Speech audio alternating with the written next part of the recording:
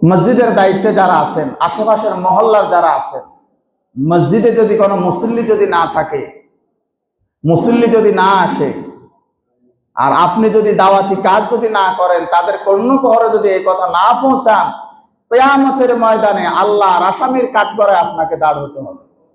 আমরা তো মনে করছেন আমি মসজিদের দায়িত্ব পেয়েছি, মাশাআল্লাহ, আমি সভাপতি সাহেব, আমি সেক্রেটারি সাহেব, আমি কেশিয়ার সাহেব, আমি তো ব্যাগ সাহেব, এত কিছুর খবর আছে, মরেন সাহেবগিরি ছুটে দিব।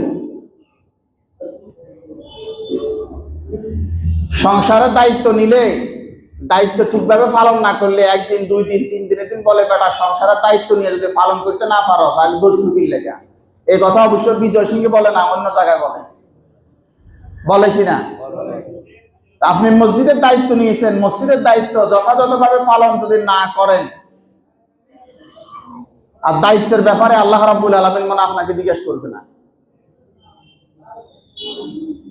এবার তো মাশাআল্লাহ মসজিদের সব আমি মসজিদের সব হুজুর, আমি তো বিভিন্ন, গতকালকে আমার প্রোগ্রাম ছিল কুমিল্লা মিয়া বাজার, একবারে বর্ডার এলাকা, মানে ওখান থেকে বর্ডার মাত্র 5 কিলোমিটার।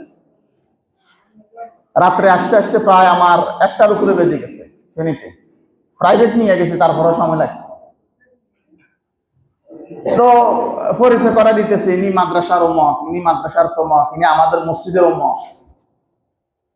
এরকম আমাদের বিভিন্ন জায়গায় আমাদের মসজিদের সভাপতি সাহেব, কিন্তু মাশাআল্লাহ সভাপতি ফজর উনি না পড়লেও চলে, কারণ ওনার কি আছে,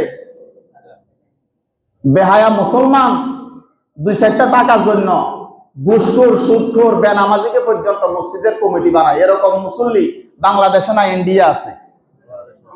আপনার লজ্জা হওয়া দরকার। গরকার আর এই গরকার জিম্মাদারি কার? আমি আপনি কামলা দিব এখানে, আল্লাহর ঘর আল্লাহ ব্যবস্থা করবে, তবে আপনার নিয়ত খালেস হতে হবে। নিয়ত যদি খালেস না হয়, কোটিপতি একটা আয়না ঢুকাইবেন, এরপরে এই মসজিদে শান্তি হবে না। আপনি নিয়ত খালেস করেন, ইখলাসের সাথে চলেন, মসজিদ ইনশাআল্লাহ আল্লাহর ঘর আল্লাহ ব্যবস্থা করে দিবেন। ইয়ামান থেকে যখন আব্রাহা কাবাঘর ভাঙার জন্য এসেছে, নবী করিম সাল্লাল্লাহু আলাইহি ওয়াসাল্লামের দাদা আব্দুল মুত্তালিব তখন কাবাঘরের দায়িত্বে ছিলেন।